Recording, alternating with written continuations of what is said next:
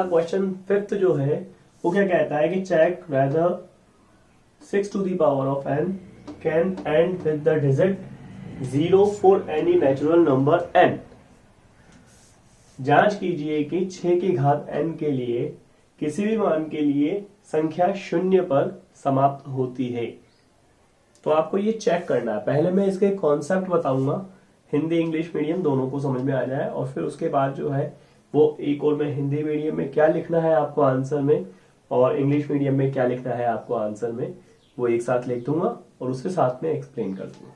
ठीक है, तो पहले आप बात समझिए कि अगर कोई भी संख्या जो आपकी शून्य पर 0 पर समाप्त होती है उसके फैक्टर्स आपके वो जो है वो 10 से डिविजिबल होगी, ये कंफर्म है। एग्जांपल के तौर पर मान लीजिए कोई भी नंबर्स ले लीजिए, 20 ले लीजिए, 30 ले लीजिए, लाख ले लीजिए, करोड़ ले लीजिए, 100 ले लीजिए, 1000 ले लीजिए, 2000 ले लीजिए, कुछ भी ले लीजिए, वो जो भी होगा आपका वो 10 से डिविजिबल विभाजित होगा, ये कंफर्म श्योर है।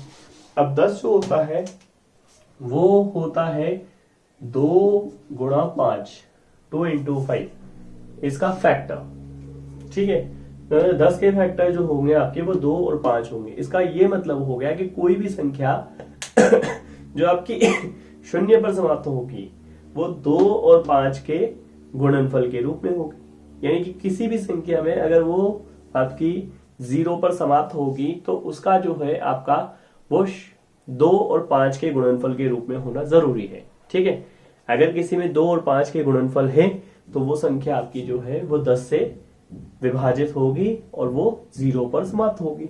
और अगर कोई संख्या ऐसी है जो नहीं हो रही है तो इसका मतलब वो जो है वो 0 पर समाप्त नहीं होगी। ठीक है, तो अब हम क्वेश्चन पे चलते हैं। तो क्वेश्चन कह रहा है कि भैया 6 to the power of n के किसी भी मान के लिए क्या यह संख्या शून्य पर समाप्त होती है। तो पहले आप कॉन्सेप्ट समझिए। क्या मान लीजिए n यहाँ पे आपके जो है वो नेचुरल नंबर है, क्या है, प्राकृत संख्या। तो प्राकृत संख्या यानी कि 1 2 3 4 5 इनफिनिट तक जो संख्याएं जाती है आपकी। ठीक है, तो इसका ये मतलब हो गया आपका कि अगर मैं 6 to the power of n लेता हूं तो वो 6 होगा, 6 to the power of 2 लेता हूं तो इसका मतलब हो गया ये 6 into 6 यानी कि 36 होगा। 6 to the power of अगर मैं 3 लेता हूं तो 6 into 6 into 6 यानी कि 216 हो गया। ठीक है, इस तरह तो ये यहाँ इकाई का अंक यानी कि यूनिट प्लेस नंबर जो है आपका वो 0 होगा क्या किसी भी मान के लिए, हमें ये चेक करना है। ठीक है, तो यहाँ हम लोग देखते हैं कि 6 to the power of n में 6 के अगर हम लोग फैक्टर्स करते हैं तो फैक्टर करने के बाद हम क्या पाते हैं कि ये जो है वो 2 into 3 to the power of n इसकी फॉर्म क्या आ रहा है। इसका मतलब यहाँ पे जो है वो 5 तो है ही। अब इसका शून्य पर समाप्त होने के लिए 2 और 5 के गुणनफल के रूप में होना चाहिए और यहाँ पे तो कोई गुणनफल है ही नहीं। अगर मान लीजिए कि यहाँ पे जो है वो मैं 6 to the power of 1 लेता हूं तो यानी कि 2 into 3 to the power of 1 यानी कि 2 की पावर 1 और 3 की पावर 1। अगर मैं यहाँ 6 to the power of 2 लेता हूं तो यानी कि 2 into 3 की घात 2, ठीक है, यानी 2 स्क्वायर एंड 3 स्क्वायर। तो इसी तरह से अगर हम लोग आगे बढ़ते हैं तो 6 to the power of n के लिए आपका 2 into 3 to the power of n होगा। इसका मतलब 2 to the power of n और 3 to the power of n। तो किसी भी मान के लिए आपका 2 into 5 तो आना ही नहीं है, ये चीज आपको श्योर हो चुकी है। ठीक है, तो इसलिए हम लोग ये कह सकते हैं कि 6 to the power of n के लिए कोई भी ऐसा नंबर नहीं है जहां आपका जो है वो शून्य पर वो समाप्त होगी। ठीक है ये था इसका बेसिक कॉन्सेप्ट। अब हम क्वेश्चन कैसे सॉल्व करेंगे या लिखेंगे क्या क्वेश्चन में, मैं आपको वो बता देता हूं। ठीक है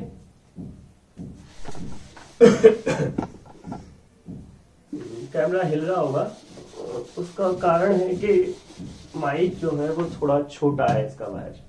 ठीक है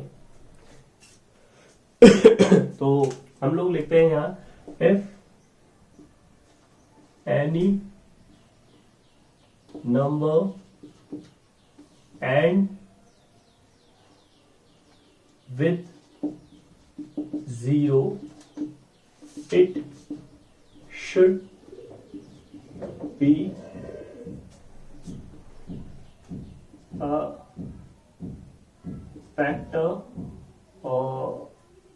factor of 10, and in other word it will be divisible by 10 और 2 into 5 है। ठीक है, और हम लोग जाकर हम निकालते हैं prime factorisation of 6 to the power of n। तो 6 to the power of n means 2 into 3 to the power of n। So here is 2 to the power of n and 3 to the power of n। ठीक है, आई बात समझ में। अब हम लोग जो है वो यहाँ पे लिखेंगे it can not be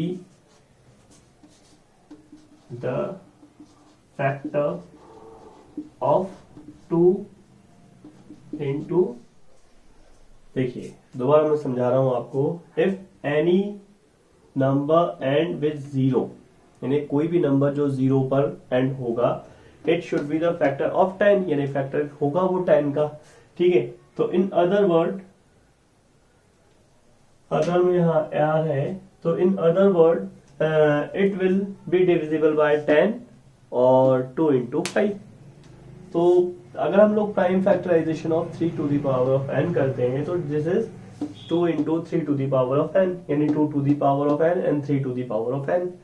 That's why it cannot be factor of 2 into 5, यानी ये जो है यहाँ पे जो 2 into 3 है ये फैक्टर नहीं है 2 और 5 के फॉर्म में।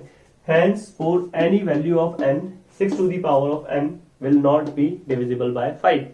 ठीक है, therefore 6 to the power of n can not end with the digit 0 for any natural numbers। इतना सा आप लिख देंगे, आपके फुल मार्क्स आ जाएंगे। ठीक है, तो इसी चीज को मैं हिंदी और मीडियम्स वाले के लिए भी लिख रहा हूं, तो इसी का हिंदी करता चलता हूं साथ ही में। तो